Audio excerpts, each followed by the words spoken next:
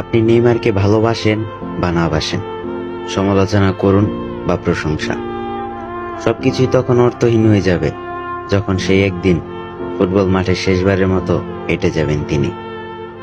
ক্লান্ত বিষণ্ণ চোখে কান্না লুকানোর ব্যর্থ চেষ্টা করতে করতে হয়তো তিনি শেষবারের মতো হাত তুলবেন অভিবাদন জানাতে।